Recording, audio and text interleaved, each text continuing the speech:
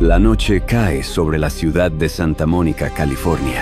Las luces de la avenida Delaware parpadean con la normalidad aparente de una vida suburbana tranquila, pero detrás de las puertas cerradas de una residencia se está gestando una tragedia que sacudirá los cimientos de la fe de miles. Hace horas atrás, una llamada de emergencia al 911 rompe el silencio.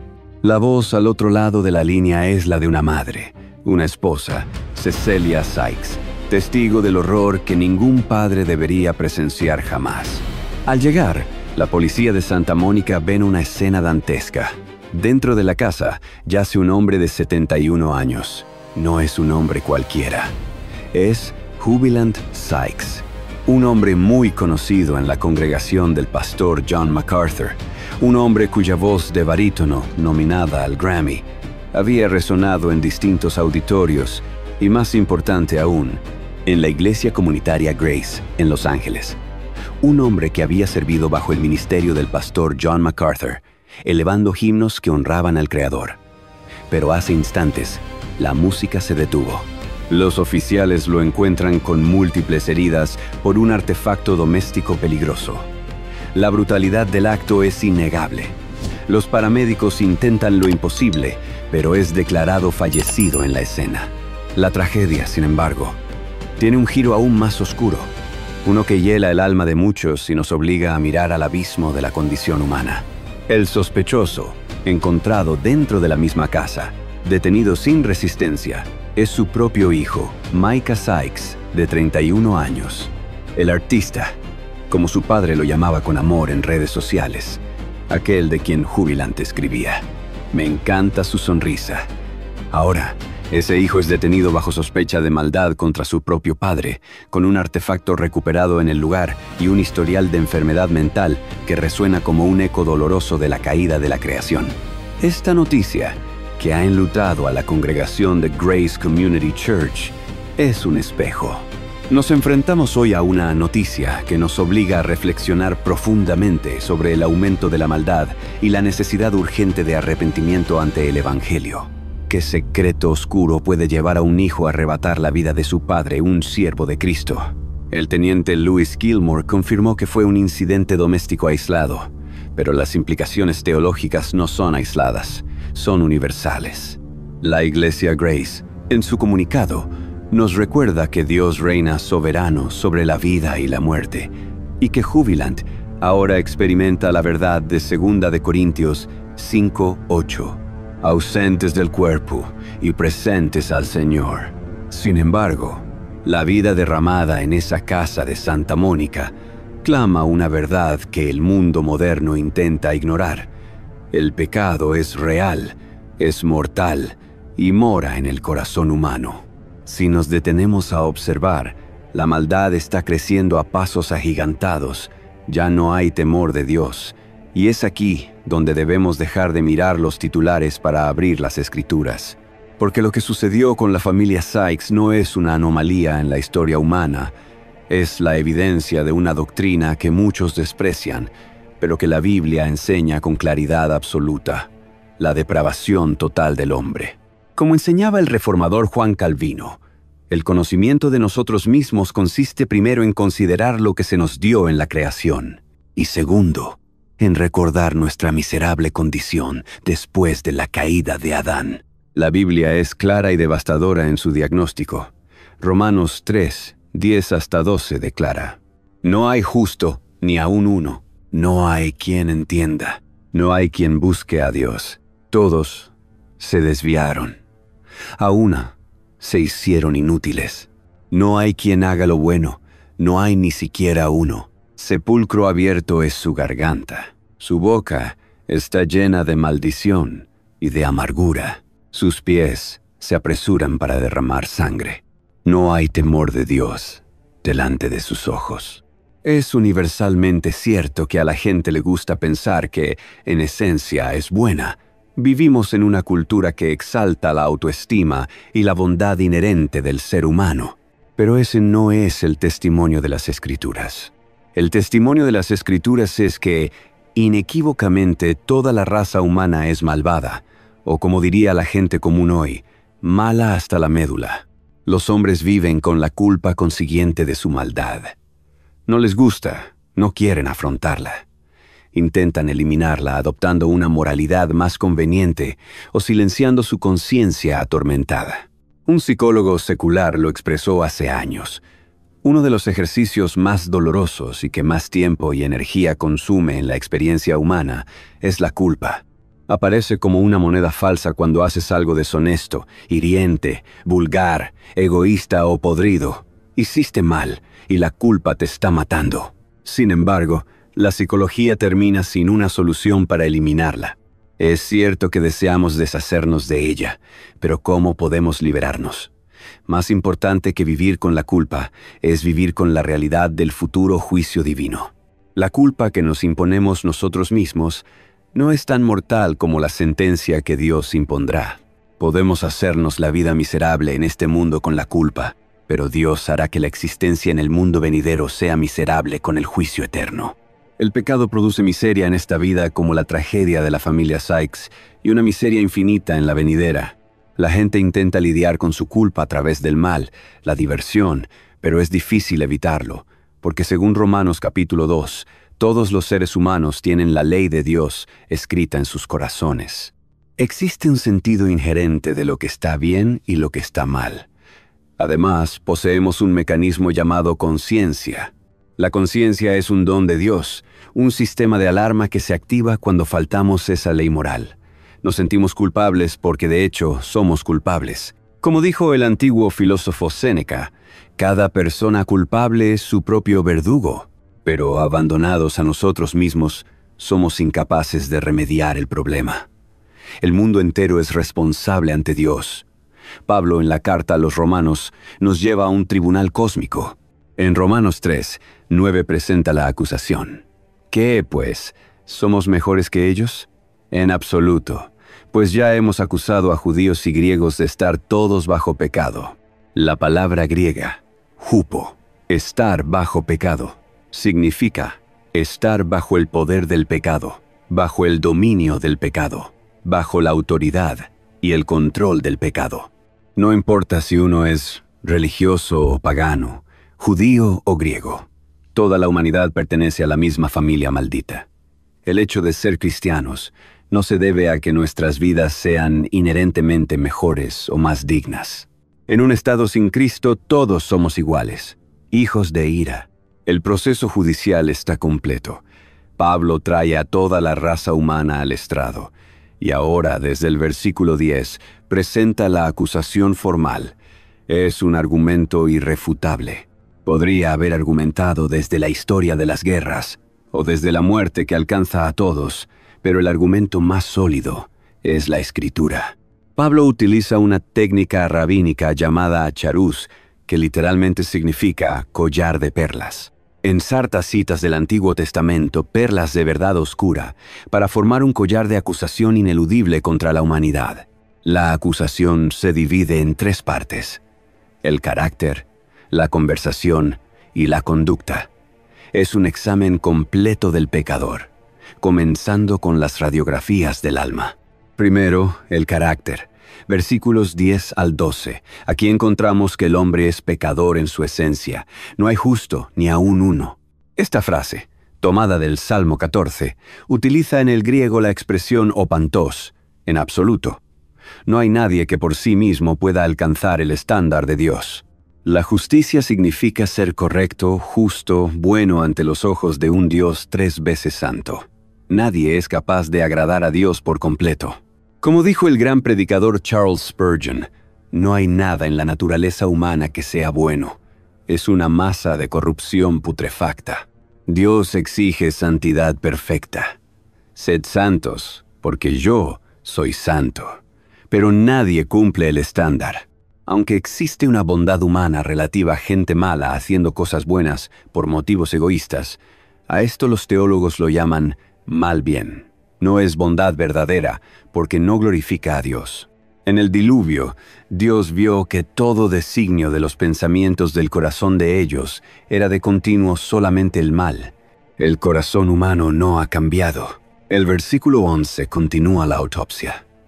No hay quien entienda. El hombre natural no tiene una verdadera percepción de la realidad divina. En 1 Corintios 2:14 se nos dice que el hombre natural no percibe las cosas que son del Espíritu de Dios, porque para él son locura. Hay una ignorancia profunda, y peor aún, una hostilidad hacia la verdad. Los pecadores no solo ignoran a Dios, son enemigos de Dios.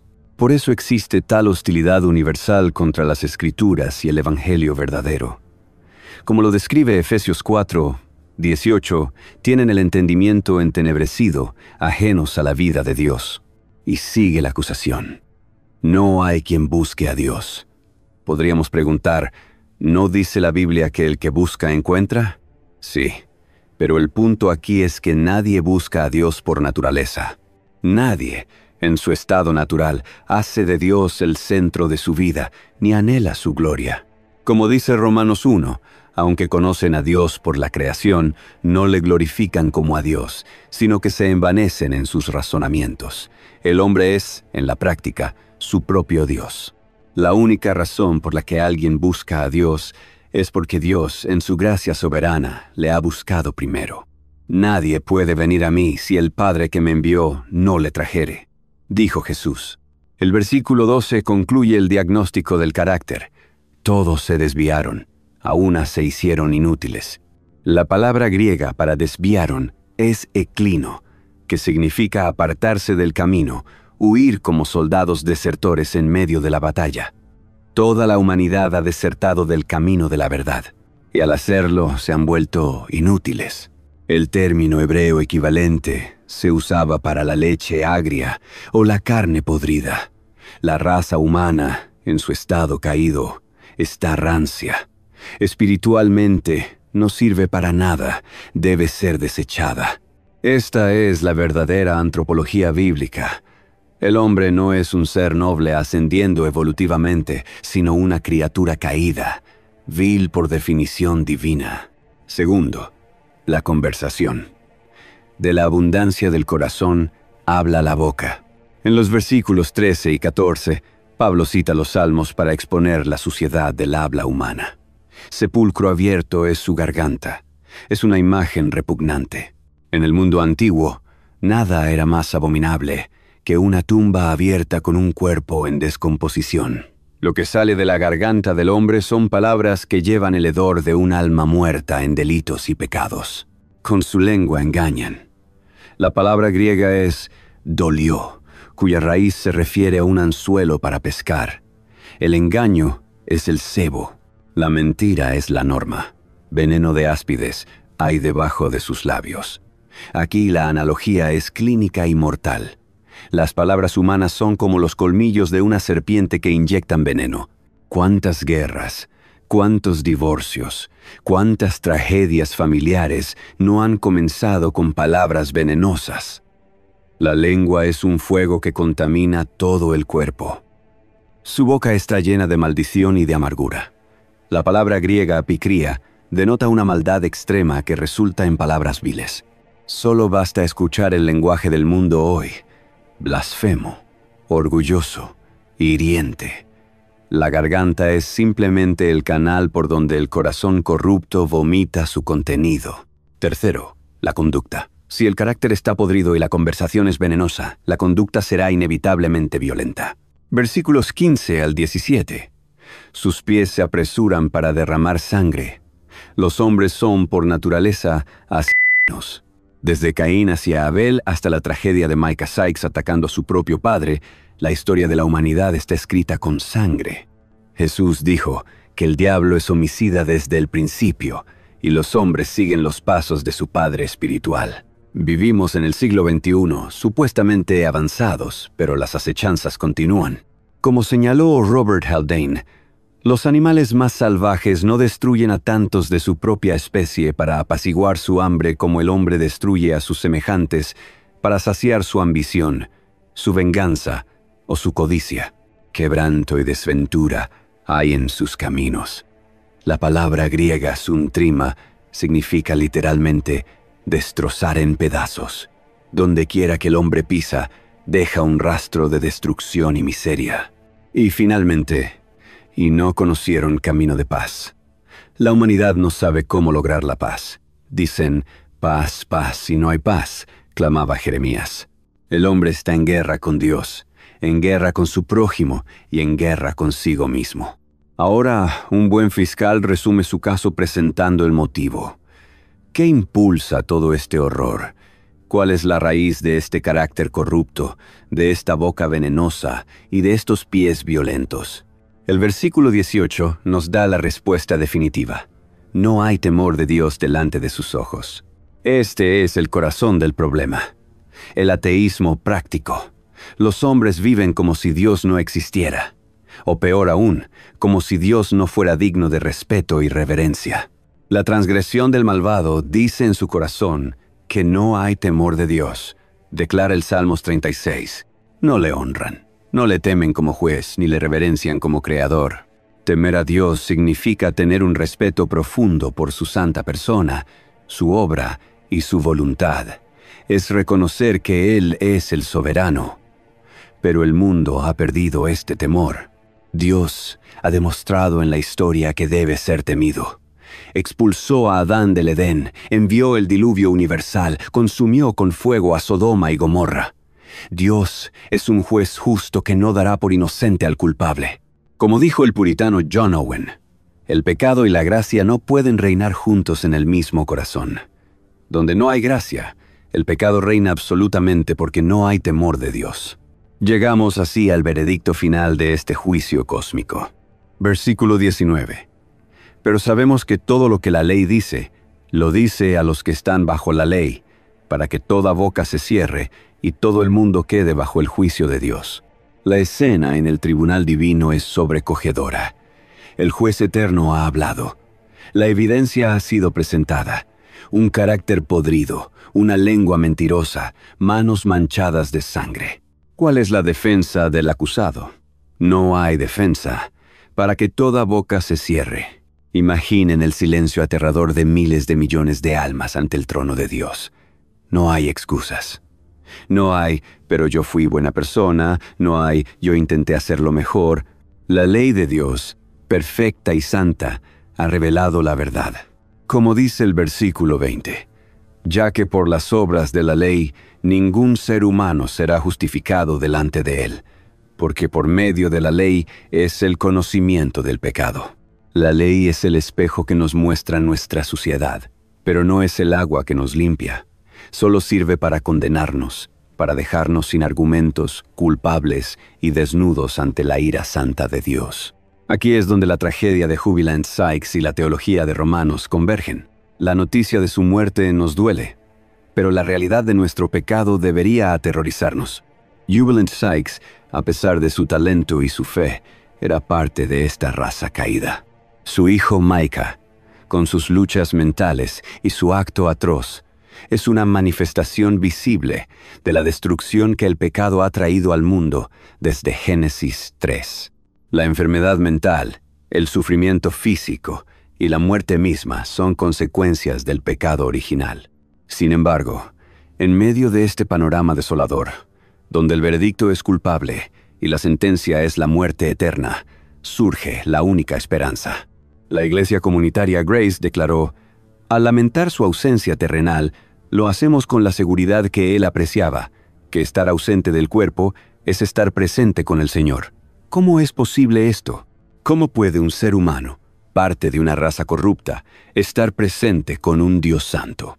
La respuesta no está en lo que el hombre puede hacer, sino en lo que Dios ya hizo. El Evangelio comienza con las malas noticias para que las buenas noticias brillen con gloria inigualable. El versículo 20 nos deja en la desesperación total. Ningún ser humano será justificado por las obras. Si la historia terminara ahí, estaríamos condenados. Pero la Biblia continúa. La justificación no viene por la ley, sino por la fe en Jesucristo, siendo justificados gratuitamente por su gracia, mediante la redención que es en Cristo Jesús. Aquí radica el puente entre nuestra miseria presente y la gloria futura. Este suceso nos llama a todos al arrepentimiento. El pecado que llevó a este acto no es ajeno a ninguno. El potencial de maldad reside en cada corazón humano no regenerado. La brevedad de la vida es innegable. Como dice Santiago 4:14, ¿qué es vuestra vida? Ciertamente es neblina. Jubilant Sykes vivió para glorificar a Dios y su partida repentina nos confronta. ¿Estamos preparados para enfrentar al Creador? El juicio final es real. La culpa es real, pero la sangre de Cristo es más real y poderosa que cualquier pecado. En la corte divina, cuando el fiscal señala nuestra corrupción, nuestros pies presurosos para el mal y nuestra garganta de sepulcro abierto, el alma arrepentida que tomó su cruz tiene un abogado. Uno que dice: Padre, este es culpable, pero yo pagué su deuda.